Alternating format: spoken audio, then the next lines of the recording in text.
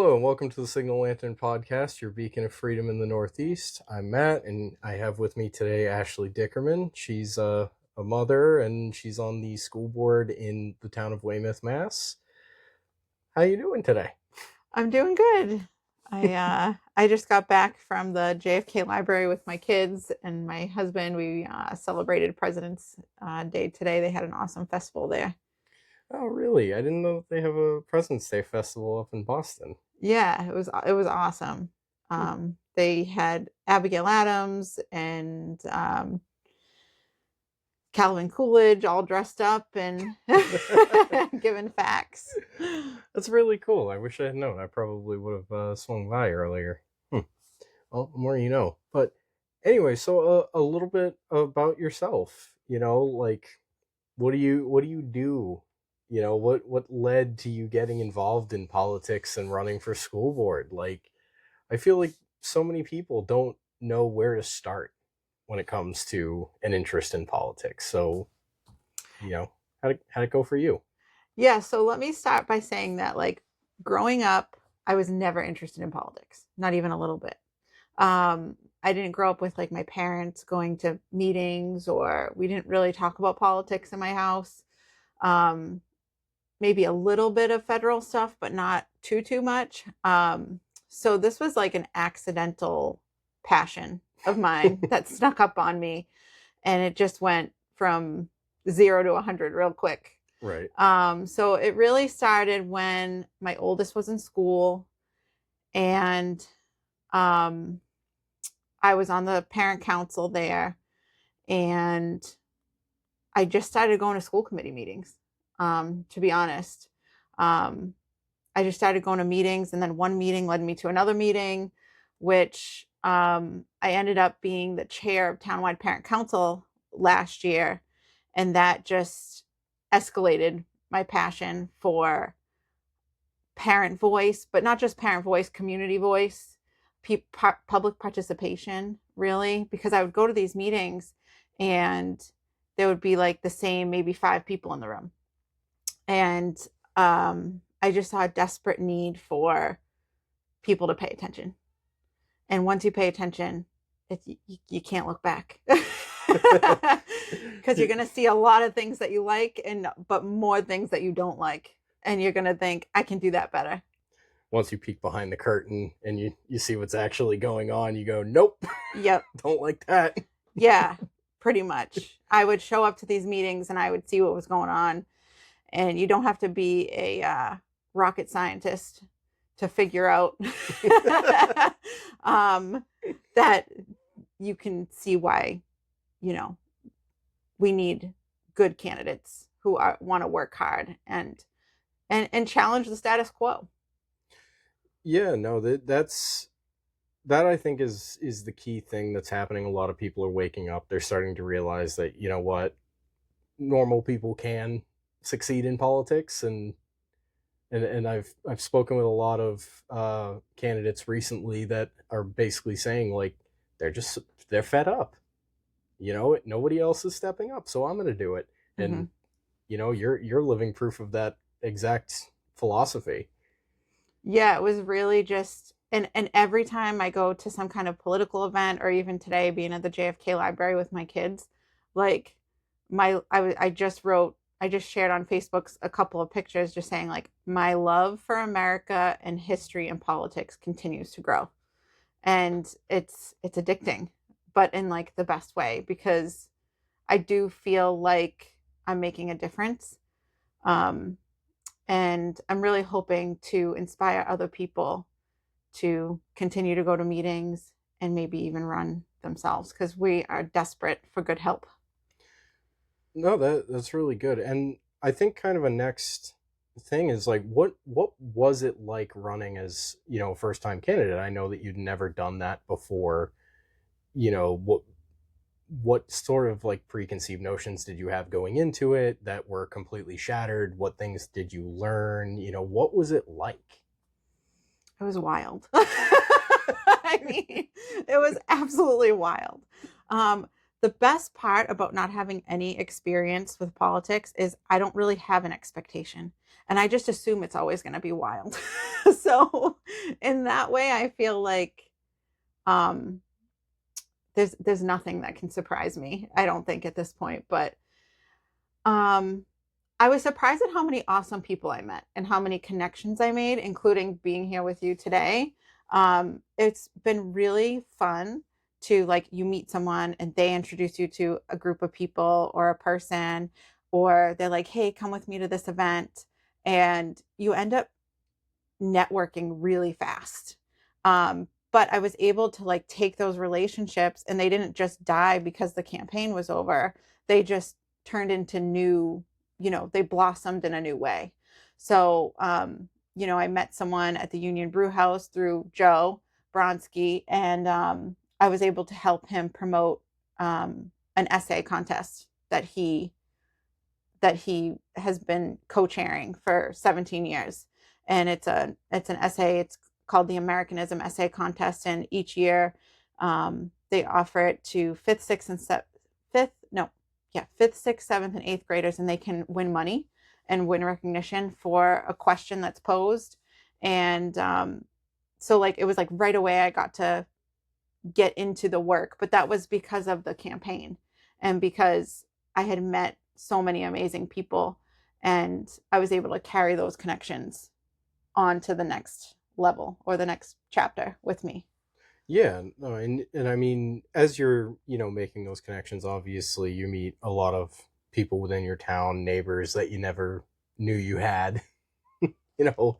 And I mean, was there anything that, truly scared you about, running for a political office? Yeah, I mean, I got hate mail. That was a little bit scary. So it wasn't my first time receiving unwanted mail. It was my second time receiving unwanted mail, and I did report it to the police. But um, for those of you that don't know, my kids no longer attend the regular Weymouth public schools, um, and they go to the charter school. And so this person who had written this anonymous letter had said that they were going to come to all of the forums and expose me and my kids being at the charter school, and that I was an unfit candidate for school committee because my kids don't go to, they go out of district basically. And that was a little scary because especially in today's day and age, Charlie Kirk, and I am a registered Republican. So even though this race wasn't about it, being a Republican or a Democrat, it still it did ignite a little bit of like, whoa, is this safe? Like, should there be security guards at these local forums? But I felt like it was a fear tactic, and I reported it to the police, and I reported to the postal office police, and I pushed through that fear. Hmm. It from my own time, speaking with other political candidates, and obviously my own foray into, running for office, the one thing that I've always seen is that when you start receiving that sort of hate from people, that means that you're on the right path. You're, you know, you're um what is it? You're threatening enough that they don't like that they're going to take time out of their clearly not so busy day to try to attack you, you know. And it's like it's almost become a bit of a celebration, like, oh guys, I got hate mail today. Oh my god, that's awesome. Yeah, yeah, it's like a milestone in your political life. It's like good job, keep going. Yeah, exactly. No, and um just kind of go back to one of the earlier things. I mean, what was something that you really learned on the campaign too? I think that's, you know like, what did you learn about actually running for public office, or maybe lessons that you could share with other people that might be thinking about running themselves? Other than don't be afraid to take a risk because it's all a risk, right? So like from the moment I pulled papers, it was like if I lose, I win. And if I win, I win. Because either way, I'm going to gain gain a different perspective, right? I'm going to learn something new. I'm going to meet new people. So I think if you go into it like no matter what, I win, right? Then it's like you got nothing to lose. Um, I learned so much about the logistics of running for office thanks to Joe, because he had campaign experience and I didn't. And like we joke that like I did a good job holding my own until we met. Like I got all my signatures by myself. I didn't have my friends out there running around town collecting signatures for me. I did it with my kids by my side in the heat. And I'm very, very proud of that. Um, but I learned a lot about just like the time and the money that goes into it. We did good, like I did it good with my budget, but I gained a lot of respect for just anybody who wants to run for any type of office ever. It made me think about people who have to go to multiple districts and campaign. It made me think about, wow, if this is just what one district feels like, I wonder what it feels like to campaign in multiple districts. The other thing I learned was like use every minute of the day. So if I had a window of time, let's say I had 20 minutes to go pick up my kids from school. Um, and because you still have to do the other stuff. You still have to do laundry. You still have to make dinner. You still have to grocery shop. Like life doesn't stop. You still have to do your regular life and then make campaigning a priority. So anytime I wasn't doing like a normal regular task that I would do, I was doing something for the campaign, whether it was, knocking on doors or meeting up with someone to design a mailer or running to sending an email about signs or at the bank to set up a campaign account. Like, campaigning was on my mind that whole time. And if I had 20 minutes to knock on doors in between tasks, I took it. So there was one day I was like, oh my gosh, I'm so pressed for time. Me and my daughter got the stroller out, just picked a random neighborhood, knocked on doors and I pushed every minute that I could. And so I'm really proud of myself for that because I feel like, especially someone with 3 living kids, I, I really had to maximize every second of the day. And I did that. No, that's really impressive. And I mean, it really does go to show the time commitment that running a campaign takes. Like you said, daily life doesn't stop just because you want to try to run for office. It keeps going and you have to find that time. That was something that, I definitely struggled with for my own campaign, but even more so, yeah. I've also found too that town politics in general just kind of seem to be a little bit more brutal than than any other level. Do you think that holds true? I mean, I don't have any other experience other than running for local office, but I've heard from quite a few people that like running for local office is so much more personal than running for other types of political offices. I can say that is true. It's definitely like a little awkward when you're like, okay, like, you know, like this person was just having a standout in front of my house and now I just ran into them at Starbucks and hey, how are you? You know what I mean? It's, but I mean, I feel like you can't take it personally because it's just, don't hate the play, I hate the game. You know what I mean? Yeah, I mean, because that did happen. Some of your political opponents did actually Yes. hold signs out in front of your own house. Yes. For those of you that don't know, I live near a main intersection. And one day I came home from my own standout and my husband took a different route home to fix some signs. Oh, that's the other thing I didn't know. Signs, you don't just put them up. It's like a chore the whole time they're up. The wind blows, you got to go around and pick them up. Luckily, Joe, my father-in-law, my husband, me, it's a group effort to keep the signs right up. Also, some may just disappear and you're like, where did they go? We were like joking we should put like air tags on some of them because like some of them had disappeared a couple times, and I'm like, wait a minute, who's stealing my signs? Like, where are they? But yeah, we came home. I came home. Then my husband came home after me, and he goes, "Did you see your friends were outside?" And I was like, "What are you talking about?" He goes, um, 1, 2, and 3. They're having a standout in front of our house with a current school committee member, by the way, who I believe orchestrated the whole thing. So yeah, so I was like, all right, I'm gonna kill him with kindness. And I brought them the leftover coffee from our standout, and I was like, "Hey guys, how are you?"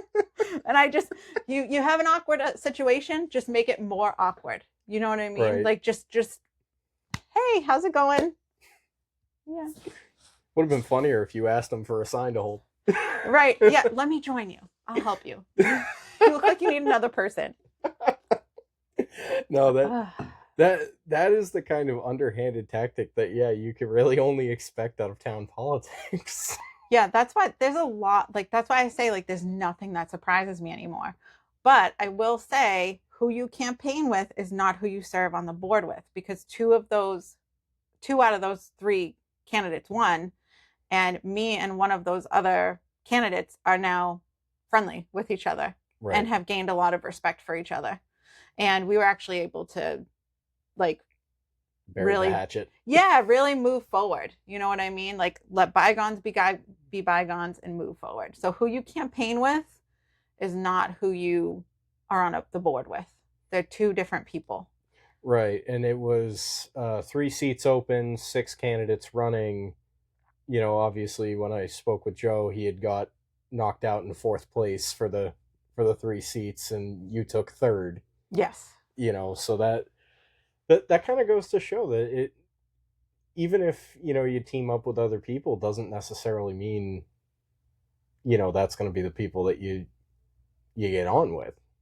Yeah. And that was hard for me. And I think that's hard. It's hard when you build a bond or bonds with people during the campaign. And then like everyone was so excited for me. And it wasn't that I wasn't excited that I won, but I was really hoping to be on there with Joe. So I was bummed. It took me like a week to kind of, it's a very surreal feeling being like I campaigned and I won. It feels like, could this even be real life? Like, how is this real? And you go from the campaign intensity just builds and builds and builds, and then it's just over. It's kind of like a wedding. You know what I mean? So it's like you plan this big day, it comes, it's over, you have the result, and you're just kind of left, for me at least, kind of in shock for about a week before I can really process, what did I just do? Right. What just happened? And now I'm on this, and now I have a commitment for 4 years, which is a long time. No, that is absolutely crazy to think about. Yeah, because you have this idea in your head, and you're like, okay, that's the date, it's going to happen, and then for just all of that hard work, that daily routine of going out and campaigning, fixing signs, holding signs at intersections, knocking on doors, all of that just suddenly stops. Yes, it's very weird. It's very weird.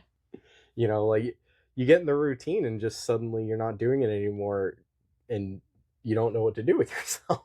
Yeah, luckily I have 3 kids at home, so they usually tell me what to do with myself. But yeah, it's the whole transition of going from the campaign to now. Then we didn't get inauguration day was until January 5th. So now there was also, except for the person who topped the ticket, she got sworn in the next day because there was an interim person on the board who left as soon as the election was over. But for me, there was this awkward gap where I kind of didn't have a home. I wasn't a candidate, but I wasn't sworn in yet. And I was going to the meetings and I was trying to help Kevin promote the essay. And luckily, because of my work that I did in townwide, I felt very comfortable with all of that. But if I didn't do that work in townwide parent council, I don't know how I would have felt. I probably would have felt kind of in between. You know what I mean? But I feel like I handled that time pretty well. Well, That's pretty good. And I mean, I know that you had helped kind of with the transition for a townwide parent council after you had stepped down as like the chair of that thing. How did that transition go? You know, how is it doing since you left? So townwide parent council, just give a little background info, is I believe it's over 40 years old. It's a an organization that was created in Weymouth to give parents a voice over 40 years ago by a group of parents who just wanted to advocate for their kids. So what I really like about townwide parent council is, you know, Weymouth is a large district, but it gives everybody a spot to come together and to discuss whatever they want to discuss. You know, for a while it was they cut the STEAM programs, and that's kind of, you know, that brought us together, and that was a hot topic for us to discuss and advocate for together. But it's also just for community. Anybody can go to townwide parent council. It's for anybody and everybody, and it's just about helping, learning from each other, educating each other, learning about funding and education, learning about how to advocate effectively, learning about the common issues that we have in the district so we can try to tackle them and get on the same page. So the chair of townwide parent council is now Ben Crosby, and he's doing great with it. He's been very consistent. They meet the second Tuesday of every month at Weymouth High School in the Humanities Center at 7 p.m. And if I don't go, sometimes I go. Sometimes there's a lot of meetings on the second Tuesday of every month, so sometimes I have to pick and choose. But I always send in cookies because I used to make cookies, and so it's kind of like a way for me to send them the love without being there, or the support. But yeah, townwide parent council is one of my proudest accomplishments outside of my children and my marriage. It was really special to bring townwide parent council back from the dead. It had been dead and it fell on my lap. I was able to revive it. I pretty much knew right away that it wasn't mine to keep. It was mine to revive and pass off to someone else. And I did that. And it was really hard for me because it's kind of like my fifth baby. So I get sometimes emotional when I talk about townwide parent council because it's such a special organization. And I really feel like most towns should have a townwide parent council, especially if they're of a certain size. And that kind of brings me to the next question of, you know, like what is it exactly that the townwide parent council does that couldn't be done in, say, like a public school board meeting? So like a typical school committee meeting? Or yeah, exactly. You know, because I know that, you know, citizens of the town can just go to those and, you know, ask questions and things like that. What's exactly the difference between them? Why do they have to be separate entities? That's a good question. So, and it gets really tricky, right? Because each school has a parent council and a school council, right? And then you've got townwide parent council. You also have CPAC. You also have LPAC. Every district is supposed to have a CPAC and an LPAC. I'm not sure if there's determination on size or diversity in that way, but I know for us, like legally, we're supposed to have a CPAC and an LPAC. Townwide parent council is voluntary, but I was talking with Senator Patrick O'Connor's team about making it like illegal, like this is a requirement. If you're of a certain size, you need to have a townwide parent council. But the difference is it gives you that platform to get together before the school board meetings. So you can really pick and choose what you want to advocate for, and you can really dig out the problems. And it gives people a chance to connect and build relationships so that when you get to those meetings, you feel prepared, you feel ready. You know what I mean? You feel educated. So I feel like without townwide parent council, you've got individual voices all over the town. It's very easy for the school board to shut you down. But when you come together collectively as a group and advocate for something as a group, it's a lot harder to shut down a group. You're like the power of the people. So it's a parents' union. Yeah, essentially. There's no dues, though. I'm sure that's something that you would want to change. Yeah, I mean, I just, yeah, townwide parent council is just awesome. And like I said, it's for anybody.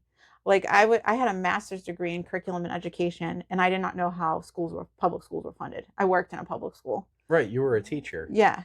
And so coming to seeing education from the view of a parent, the view of a taxpayer, the view of someone who just appreciates education has been so enlightening. Like, if only I knew now what I knew then, you know? It's like I just have just again like a wider and deeper love for education in general, politics and education. Yeah, and that I think that's frankly the saddest part is a lot of our education nowadays is being so heavily influenced by politics. It's a lot of kids are leaving school without the proper education that they need to succeed in the world, because of other people's decisions. And it's like how many of those people just don't have kids. They don't care what happens. And how much of it is just lack of funding, lack of resources, lack of good help. Not enough people are going into the industry anymore. There's a high turnover rate. I mean, I myself am part of that turnover rate because I had a classroom of my own for 5 years, and then I had kids, and I left to take care of my family because my firstborn was really sick when he was born. So I had to, it was necessary, and I've been home ever since. Um, so, there's a lot of, I feel like it's like any problem. It's not black and white. There's so many layers, and there's so much gray area as to like why is that happening, and how can we make it better? How can we make sure that kids are coming into the public school system and leaving getting the best possible education that they can have that supports them? And that's a question I keep asking myself every day. Right. So, and I mean, you had said your own kids they go to the charter school. What exactly is the reason for that? So I wasn't happy. I mean, to Right. make to Fair make a enough. long Yeah. story short, I wasn't happy about how things were going his at the regular at our homeschool. Right. Right. I built a lot of amazing bonds with a lot of families. I mean, it wasn't the teachers. It wasn't like the teachers are amazing. The families that I worked with on the parent council were amazing. Like it wasn't that. It was just that my son wasn't getting the best education that he could get. Um, there were a lot of behavior issues that were happening at the school that would take away from what the teacher could get done.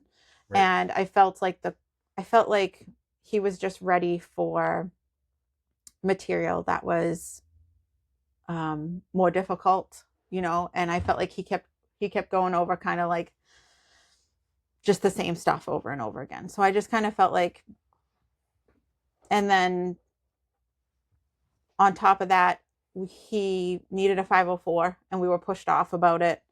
And I didn't feel like the school believed me when I was like, yeah, my kid's having a tough time. He goes to OT once a week and we're getting him tested to see, like, his dad has ADHD. I have anxiety. We just want to see, like, if something's going on. And they're like, well, he's doing great in school. And I'm like, I get that. But I'm telling you, as his mom, I get to see him every day. And I'm telling you that when he comes home from school, he's super emotionally dysregulated, like more than average. Um, and I just kind of felt like, well, he's getting good grades. He's fine. And I'm like, but my kid has needs. You know what I mean? So it was kind of it was kind of all of those things. It was like there were a lot of behavior issues happening in the school that took away from the curriculum. And then the depth of the curriculum, I feel like needed to be more. And then when I did reach out and ask for help, I kind of felt like no one believed me and no one took me seriously. So that was kind of like, okay, well, then I've got to go. I want to be where someone wants to work with me as a team. This is my kid first. You get to borrow them for 8 hours a day. But at the end of the day, we need to work as a team. And I didn't feel like that. I didn't feel like we were a team. And I don't feel like that at the charter school. I feel like at the charter school, we're a team. On the way to school last week, I think it was that Friday, the last day before break, one of the deans who was doing traffic he had me roll down the window and he said, "Thank you so much for having Junior at the school. We love him. He's so great. Thank you for trusting us with him." And I was like, that is what every parent wants to hear. And I do feel like when he goes there, he's truly cared for. He's not just a number. He's not just, oh, another person who needs a 504. I feel like they really treat him like a whole person. And I want it to be like that everywhere, which Right. is why I stayed in Weymouth. Because at the end of the day, this is where I live. We shouldn't have to look outside of our cities or our towns. We should feel comfortable sending our kids to their home school. Right. And that's part of what drove you to even run for school committee. One of the many, many things. Yeah. And so since you've, been inaugurated, you've been to the meetings, you've been in the office, you've been able to start looking at what's going on, you peel back the curtain. Yep. Is there anything that you guys have been working on that is kind of working to alleviate some of the issues that you stated? It's really hard when you're on a board and you have members that are uncooperative. So, we've got 6 members and then the mayor by virtue of his office. And some members want to do things one way and some members want to do things another way. Until people start taking school committee seriously and until the right people are in those seats, it's really hard to get anything done. Because if you have a board where you've got, 4 people that tend to be in an echo chamber and 2 people that think differently, or if you have 3 and 3, it's really hard. And it's frustrating. It's frustrating for me. Right. Because I'm like, I really want to get things done. And I don't feel like everyone feels that way. I think that's really the most unfortunate part. Anytime anything is done by committee, it feels like nothing can ever get done. I mean, look at Congress. It's Look at our state Senate. It's you get enough people together and they just can't make up their minds on what's actually best for everyone. well, and you've got people who are power hungry, who are too filled with egos, right? At the end of the day, and I say this a lot, when you come into a meeting, you drop your ego at the door. It's not about you, it's about the kids. Right. Period. But that's not how it works for some people, unfortunately. And so what I'm finding right now is that I'm getting pushback on things that should be so simple. And I'm also reading Robert's rules going, wait a minute, you're not doing this according to Robert's rules. You're just making up your own rules. So until we start taking school committee seriously, we pay attention to who's really running and get the right people to run, the right people in those seats, and start doing things correctly, it's hard to get things done. It's just so fascinating hearing what actually is going on. I mean, for instance, you don't obviously have to name any names, but are there people on the school board that maybe don't have kids, or maybe all their kids are graduated and gone, feels like they don't have a true stake in what you guys are trying to do? Yeah, so yeah. Yeah, there's one person in particular who's been there for a really, really long time who does not have kids in the school system. She did, but she doesn't anymore. And sometimes I think like I was thinking about that, like, why is there not a term limit on school committee seats, right? So like you've got 4 years, that's your term. That's a long term. That's that's the length of the president. He can only run twice, right? Why isn't there a term limit? for some of these people for this seat, right? Because then you get the same person, and they're in there. And what happens when people go to vote? They see incumbent and they just boop, Yeah. and then they just stay in the seat because people aren't paying attention. They don't know any better. Um, and they think, and people are afraid of change. So if you see incumbent and you haven't been paying attention, you're kind of like, well, okay, that sounds all right. Well, but once you start paying attention, oh boy. I will never go into a voting booth and just vote to vote. Never, ever again will I do that. And I am ashamed to admit that I used to be one of those people who went in and I'm like, I don't know them. So you just check off the So first I might name in just each check some section? stuff off. Never again in my life. If I don't know who I'm voting for, I just won't vote. Or like I do now, I'll do my research, I'll do my homework. Yeah, I think that's one of the big benefits that I've had to, doing this. I'm going to so many political events. I've met so many people. I've had the benefit of meeting multiple of these current governor candidates. I have met the congressman for this district. I've met, state senators and all sorts of things over the last few years. And so when I go into the voting booth, I feel very prepared just because of by virtue of what I'm doing. Um, but no, most people they go in and they just kind of look and they either don't check anyone off or they'll just bubble the first name. Right. Maybe for something like school board, even if they don't want to institute term limits, you could always try to come up with some sort of rule. Either you have to have kids in the that are in school, or just put how many years they've been in that seat right next to incumbent, like incumbent 10 years. Yeah. It's like, yeah, when you start paying attention, I again, it's the same thing. I feel the same way. Like, once I started getting involved in my own, running my own campaign, and then I start looking around, now I'm like, I'm eager to know anyone who's running for office. I will never go into a voting booth again and be unprepared. Yeah, more people need to start thinking like you. But the tricky thing is that if I didn't start doing it myself, I wouldn't know where to begin. You know Right. what I mean? When I first started all this, I didn't know I had a district counselor.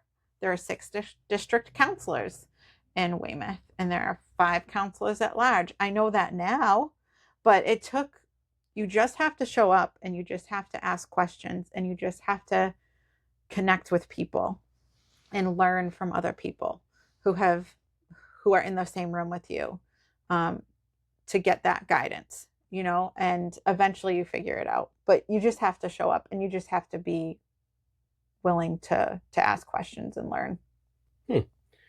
And I think one really important question too that a lot of people always have who think, I might decide to run for some political office, town council, city council, whatever. How did you find the resources to, like, the information on where to start? Like, what was your process there once you said, you know what, I'm going to run for school committee? How do I do that? Where did you find that information?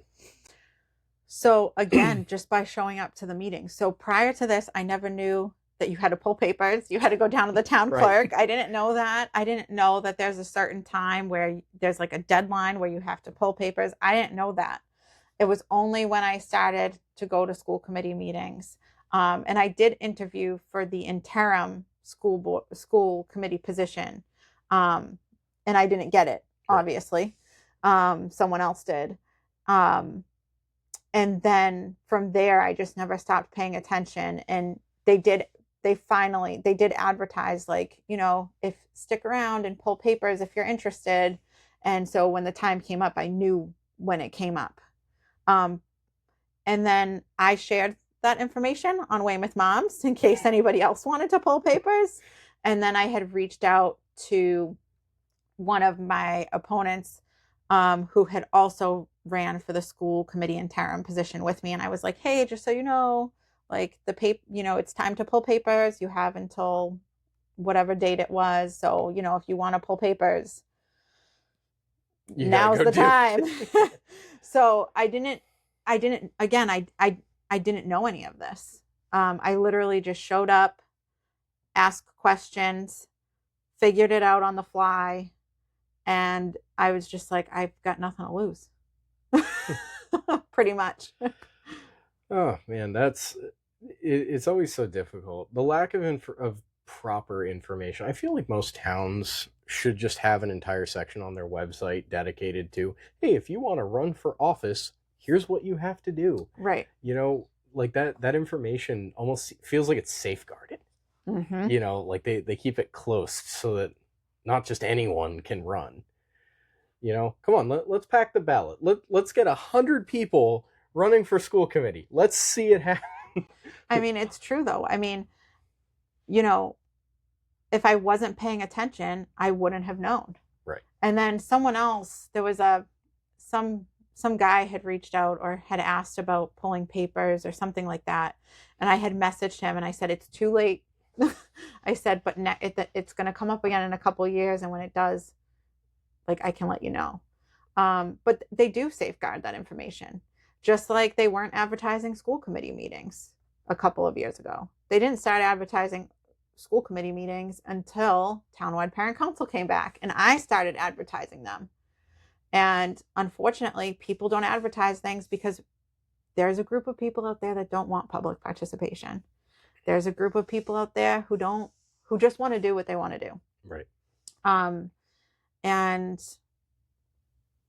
I'm not going to let that happen. Not on my watch. So I assume that come the next election cycle in 2 years for school board, you're going to be plastering it all over Facebook and Instagram or whatever social media you use to let everyone in town know that, hey, it's election time. Yeah. If you're running, time. pull papers. Yes, absolutely. Absolutely. Everyone should know when it's time to pull papers in their town. Oh God, that's going to be really interesting because I've already been waiting to see, or I've been excited to see what's going to happen in 2 years with the Weymouth elections. And because I mean it felt like this last election was absolutely insane. It felt like every seat in your local government was up for election. That's what it felt like, at least from an outsider looking in. So I think it'll definitely be interesting in 2 years watching this whole thing play out again, because more people are getting involved across the country. More and more people are getting involved in politics because they're realizing that they can make a difference. Well, truthfully, I think the reason why we're at like a pivotal point in history right now where a lot of people are angry for lots of different reasons about what's going on in the country. And either way, no matter what you're registered as, anger is a good thing. Anger is a really good thing. Anger is empowering because when you have anger, that's your brain and your body telling you that you got to do something about it. So you can take that anger and you can use it for good, or you can take that anger and just let it fester. And so I think that right now is the time for the American people to wake up. And I know everybody looks at federal government, but people need to start looking in their own backyard. Because what I learned was that I always felt like the president was super far away. And I always felt like the governor was super far away. But then I started, as I attended meetings and getting to know the political officials in my town, like I found out Bob Hedlund was invited to Governor Maura Healey's event. And I'm like, wait a minute, what? Like, Bob Hedlund is in a room with Maura Healey? Well, then who is Maura Healey in a room with? And who is that person in a room with? And all of a sudden, this big, overwhelming, scary world is not so big. It's actually very small. And so if you can start making those connections where you live, you see, wait a minute, the president's not so far away. But also, politics isn't always from the top down. It's equally from the bottom up. And I really believe that at some point we meet in the middle at the state level. Does that make sense? No, it definitely does. perfect example. You can always look at Milton with the MBTA housing thing and their huge fight against the state. And it's like, well, it's their town level representatives that are, fighting against the state. So, all right, we're meeting in the middle there. And then if the president makes a decision that goes down, then the governor is stuck in the middle going, hey, wait a minute. I no, this isn't going any further. Right. Or no, I agree. Our state government is completely in the middle. I think more people need to know who their state level representatives are. 100%. Like they already don't know who their town level representatives are. That needs to change because that affects you way more than anyone thinks. But even our state level representatives have a good bit of sway. The president doesn't really affect much, for us normal people. I agree. I think it's more local and state government officials that make more of an impact on our everyday life than federal. Not that federal isn't important, because it's all important. Right. Right? Like every layer of government is important in its own way. But I like beg people to come to meetings.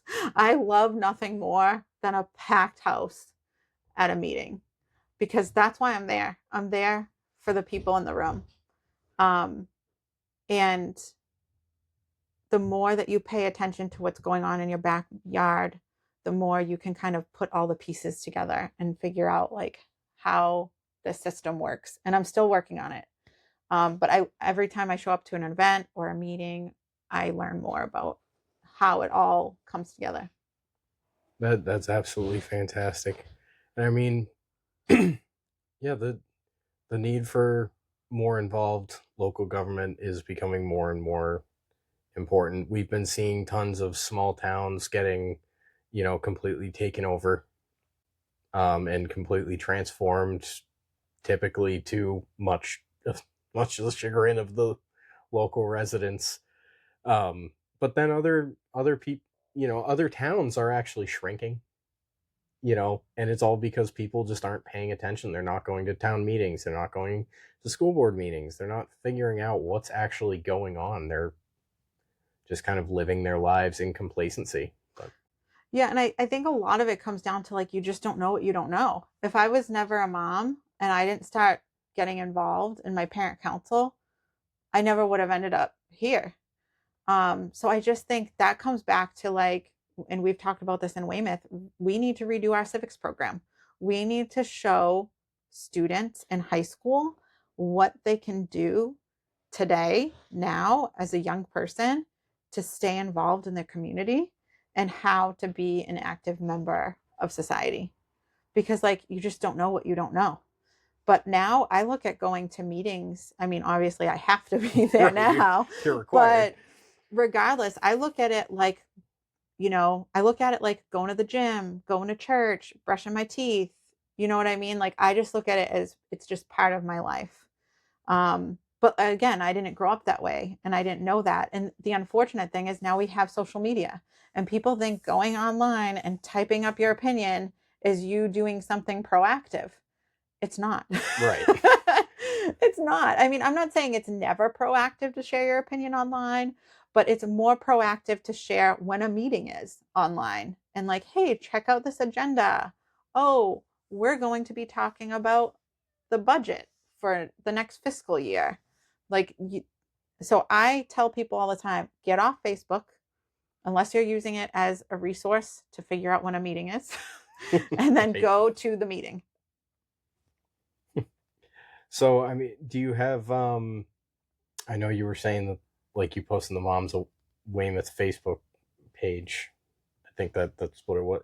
Do you have a particular Facebook page for the Weymouth, school committee? So we don't have one collectively as a board, but a lot of the members do have different accounts. So like I have one and then other people have one. So I have like my own, but we don't have like a Weymouth School Committee Facebook page, like a group one. All right. I was just asking because, one of the things that we like to do is let, guests, I guess, advertise for, anything that they might want people online to go see. Like if you guys had a Facebook page where you posted the schedule or something, you know. Yeah, I have my handle is Ashley Dickerman for Weymouth School Committee. I still have to take out the 4 and put Weymouth School Committee member. I haven't gotten to that yet, but yeah, I try to post meeting updates there. The other thing that I've been wanting to get around to, and I just haven't done it yet, is doing a little video tutorial on how to find all the agendas. So like in our town, you just go to our Weymouth town website and you can find the calendar, and then when you hover over the calendar, it'll tell you the meetings, and then when you click there, it'll eventually bring you to the agenda. But again, I didn't know how to do that for 2 years ago. I didn't know any of this. All the things that you learn. Yeah, now I know. Yeah, when you're determined enough. And I guess my last question too is, I know that you used to be a teacher. Would you ever consider going back to it? Not right now. No, obviously not right now. But not right now. I mean, at some point in the future, once your youngest is able to fend for herself. Yeah, which arguably she is now because she's so feisty and independent. But yeah, so what I like about what I'm doing right now is it really fits with my schedule.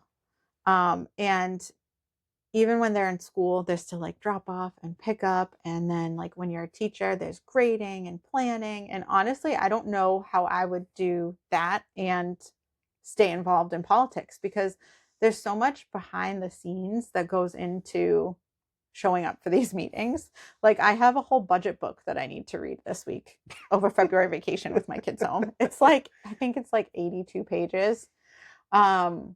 And then I have to read some of Maura Healy's budget book too. Right. I want to read her section in the education section, but I also like to look at other parts of her budget book. So this week I have to look at those budget books and, hopefully come up with some good questions to bring with me to our own meetings. So there's a lot of, I kind of feel like, not that I can't have, I don't know if I can have my cake and eat it too. I don't know if I can stay in politics and do teaching. I think I would probably have to choose. And right now, as much as I miss teaching, and I miss it very, very, very much, like that was a beautiful time in my life, I will forever cherish that season in my life. I would like to fix some things first before I think about going back. Before you apply for a job at Weymouth Public Schools. Yeah, that probably won't happen. But, I've thought like, oh, maybe I could teach a class at like a local college or something. Like that would be kind of fun. Like just teaching a class here and there. But as far as like a regular workload schedule, working in a regular public school, I can't see it happening schedule wise. Yeah, well.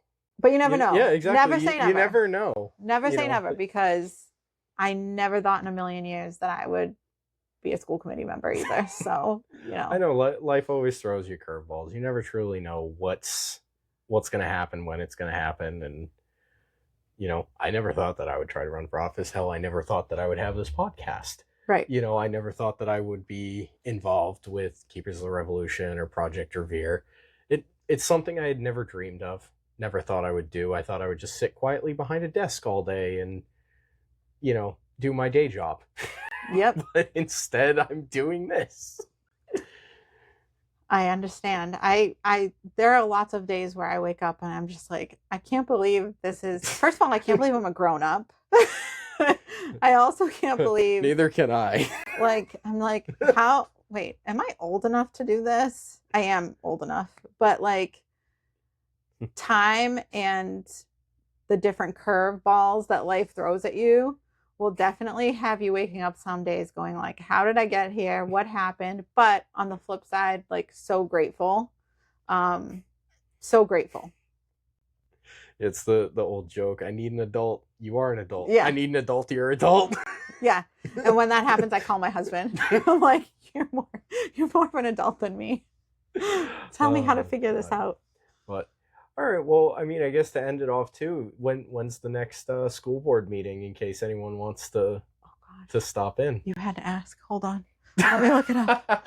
So that was the one question that you could that you didn't have let me ready to look it go up. immediately. Oh gosh. I thought that I had actually thrown a couple, Oh ones boy. you had to think about. I wasn't expecting the hey, when's the next meeting question to be the You one had that to ask. stumps you. Well, there are so many there are so many meetings. So I know that we're not having another meeting this month, which was controversial. Because people are like, why are we not having another meeting this month? There should be one, the third, um, there should be one when we come back from February vacation, like that Thursday. And for whatever reason, there isn't one. I don't know why. I wish I knew why. I'm on the school committee. You think I would know why. Right. But again, that is not always the case, which is part of my frustration. Yeah, even a lack of transparency with their own members. Exactly. That you're not the only one either. I've spoken with Nicole over at the Abington Select Board, and she's like, they don't tell me things. Yes, I feel the same way, and I'm still trying to figure it out. let me t- let me. Oh God! Wow, this really did stump you. It did Well, because so it's not until March. I think it's the next one is our hearing, which isn't until March 19th. Because people are saying, why is it so far away? And I'm like, I don't know. They're like, there should be another meeting between now and the budget hearing. And I'm like, I don't know. so this isn't like a third Thursday of every month kind of thing. This it's is a, just a whenever we feel like it. it's supposed to be the first and third Thursday Okay. of every month. And they are now at 6 p.m. in the town at the town hall in the town council chambers. That was moved without a discussion and without a vote from fellow members. And who made that decision? The chair. God, I hope you're not going to get an earful after this goes. That's up. fine. I'm good. I'm ready. Yet, yeah. So, and that is a trial until the end of the school year, Okay. and then we'll reevaluate. Which I thought trials were only like a month or two. I didn't realize they were for like 6 months. So if you do have concerns about the time change, or the location change, and this is where advocacy really comes into play, right? So like I always tell people, like, advocate for everything and anything. If you're not happy that the school committee time changed from 7 to 6, because let's face it, a lot of people are still getting home from work. Usually if they're coming to the meetings, they have to hand the kids off to someone, hey, husband, or husband to wife, or neighbor, or grandparent, right? And so like I have mentioned that I have concerns about the 6 p.m. start time, and I keep getting told it's a trial. It's a trial. Okay, but are we going to vote on it? How are we going to go about collecting any kind of data to see if this is going to work for our constituents? So I've been encouraging people to go to the mic, send emails. If you have a concern about anything, send an email, send lots of emails, and go to the mic. Right. You have to get loud. I know how I feel about the 6 p.m. start time, but if 20 parents come up to the mic and say at the next meeting, we're not okay with the 6 p.m. start time, I can't make it to the meetings, you need to put it back to the regular scheduled time, that is very impactful. So I always tell, like, I've been really trying to tell people, like, never doubt your voice as a constituent, and don't hold it in, and don't complain on Facebook. Write the email or come to the meeting. Does that make sense? And complain on Facebook if you want. That's fine. But like, send the email so that people know. Does that make sense? Do you have an email address? Yes, my email address is ashley.dickerman@weymouthps.org. Okay, and so people sending you emails to that email address, you can show up to the meeting and go, look, I have emails. Yes, absolutely. Okay. Yeah. Like here's the thing. I really want to fight for what people want. Like I said, I have my ideas and I have my opinions. Like I'm not a fan of the 6 p.m. start time. Not even a little bit. And looking back on how that was not communicated and how poorly it was communicated, not just with us, but with the town, um, that was really frustrating for me. And so, like I said, I know how I feel about it. I don't want the 6 p.m. start time. But I also don't want to vote the way, like if it comes down to a vote, which it should, right? Because it's a huge change. The location and the time should be a vote. Right. The fact that it wasn't in the first place, looking back, was like, that's weird. Yeah, it's very weird. Like I said, I know how I feel, but when I go in to make a vote, I don't want to vote necessarily the way I want to vote. I want to vote how the people want me to vote. So, like I said, if I get a lot of feedback that the 6 p.m. start time is great, then it doesn't matter what I think. Right? Like, then I'm like, okay, I want to do what the people want me to do. If you guys want the meetings at 6 p.m., 2 thumbs up. I can make that work. I made this commitment to you. Right. But if you don't want that, then flood your inbox. Then please flood my inbox either way. Like, let me know either way. Do you like the 6 p.m. start time? Do you not like it? And send emails to the whole board. That way we're all getting them. So we all know. Yeah, I think there definitely needs to be more information about how to communicate to the board what you want and what you need. And it's not always just about the budget. I mean, the budget is extremely important, but also there are all these other things that are important too. And I think I don't want people to lose sight of that. Okay. I'm mad at myself for not asking this earlier. But what kind of stuff can the school board change? And what kind of stuff can't you change? I'm so mad at myself that I didn't ask that earlier, and I feel like that is probably the most important question. It's okay. It's giving time for one of my board members to let me know when our next school committee meeting is. I'm like texting, like, when is it? No, it's not on the calendar yet. No, it's fine. Yeah, no, that was just something that, because I know that obviously your power is limited on certain aspects, but it's like if people started flooding your inbox going, hey, the school lunch sucks. Yes.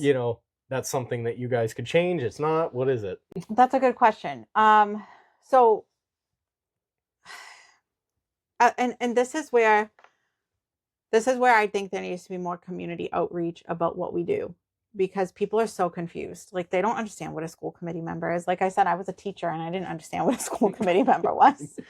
Like, I didn't get it. And so we're in charge of hiring and firing the superintendent. Okay, interesting. We are in charge of policy.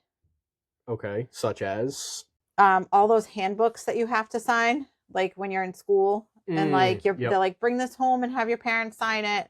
Like all those policy manuals, we have a policy subcommittee that writes that. Yeah, like we work with the school to write those. Yeah, so we have subcommittees that we work on, but essentially hiring and firing the superintendent, policy manual, and then there's kind of like constituent concerns, right? So like if someone comes to me and says like, my kid had a problem on the bus and I don't know what to do, like I can get them resources to reach out to transportation. I can't tell a teacher what to teach. Like I couldn't go in, like when I was promoting the Americanism essay, I couldn't like say, like, let's say I even knew a teacher. I couldn't say to them, hey, can you promote this? Yeah, I can't do that. I kind of have to like work we have to work with the superintendent on ideas. But yeah, I mean, I feel like I'm still figuring out what I do as a school committee member, but essentially that's what we do. And we vote on issues, right? Like we vote on things. So when you look at the agenda, oh, and we oversee the budget, the most important thing. We oversee the budget. So oversee the budget, policy making, and then hiring and firing the superintendent. But there's also kind of like this fourth thing that we do, which is like constituent concerns. Right. And they say you're supposed to follow the chain of command. So like if you have a concern that's going on in your kid's classroom, you're supposed to talk with the teacher first. And then depending on how that goes, if the problem is solved or not, you go to the principal. Right. And then if you go to the principal and you still feel like there's not a resolution, then you go to the superintendent. And then if you go to the superintendent and you feel like it's still not resolved, then you would reach out to the school committee. But then there are other things that may happen that immediately warrant you going to the school committee, right? Like if a child was found unattended outside during the day, which did happen, then you would go, that's something that everybody should be aware of, right? So there's definitely this gray area of like, what are you responsible for? What are you not responsible for? But anytime anyone comes to me with like a concern, I'm going to take it seriously. Okay. No, that was just something that I just thought of too. Like, you know, what can you do? It's not like you can just get elected to the board, walk in and go, all right, so we're going with an all vegan lunch plan now. You know, that's not really something that you guys could do. Right. But let's say townwide parent council got together and it was like, we're concerned about the breakfast being too sugary. Right. And all of a sudden, all the elementary schools are like, yeah, my kid's eating cinnamon buns for breakfast. There's no protein. There's no healthy carb. There's no healthy fat. Right. Well, then like they might take that concern to the superintendent. And now like we kind of might end up looking at our food policy and our, you know, and we might look into nutrition laws and there is a way to do that. So there was a school committee member in Cohasset who did take a lot of action in revamping their nutrition program. So it's kind of interesting because there is stuff we don't have control over, but then at the same time, I feel like there's a lot we can do. And I think sometimes people and me as a new member figuring out what that is, I think that's something I'll figure out with time, like what's in my control and what's out of my control, and what does the constituent need to do first in order to eventually make it a policy or eventually get it to something that may come circle back around to the board. Need to create like a little totem pole chart, just like, hey, if this, talk to teacher, if this, go to superintendent. So our next scheduled meeting is March 12th. Okay. Hey, there we go. We finally got that information. But February 25th and March 4th are budget subcommittees meetings. So and a lot of people have been coming to those. But our regularly scheduled school committee meeting is March 12th. Okay, well, hey, there you go. Who knows? Maybe you could even take a clip of this and post it on Facebook. Yeah, definitely. Like, hey guys, you know, instead of just making a post about it. And that is a public hearing. So it will be about the budget. It'll be a public hearing, I believe, to vote on the budget, which is huge. So how is the budget? It's most painful question. It's going to be interesting. I don't know. I feel like I'll have more to think and feel about it after our February 25th meeting. By then I'll have gone through my own stuff and then I'll have a lot of questions. Oh God, they should be scared with you walking into oh my that gosh. meeting. Well, I asked for I recommended at the last budget sub that we go over the financial statements. It's one thing to get a budget book, right? But what's the first thing you do when you're making a budget for your home? You got to look at all the expenses. You go to the bank statements, right? Yep. You look at where you're spending the money and you look for the patterns. I don't want a budget book. I mean, I do want a budget book, but more than anything, I think as a board, we need to go through the financial statements together. And I know that that's a lot of work, but I was saying, like, it could be, how many times have you been like, oh, I signed up for that trial for Canva or this trial and I forgot to cancel it? Right. Right. So, like, I'm not talking about like fraud. I'm talking about just accidental, oh, what's this? Having 6, 7 sets of eyes look at the financial statements is so much more effective than having 2 or 3 people look at it, just because you're seeing it from all those different points of view. So it can really help you decide where you want to spend the money. Right. Like, oh, we're spending a little too much on kickballs here. Right, exactly. But like, and every little bit counts. So that was my suggestion. I haven't heard back. I'm gonna push for that some more. And I've been told to just ask for them. Just go in and just say, I need the financial statements. And are those, I'm assuming those are not public records, unfortunately. I don't think so. That's always the worst part. Yeah. But I recommended basically like an internal audit, and that's what I called it. I was like, we need to do like an internal audit where we really look at the nitty gritty of where the money is going. And then that way we can control what we can control. We can't always control what the state gives us or what the town gives us.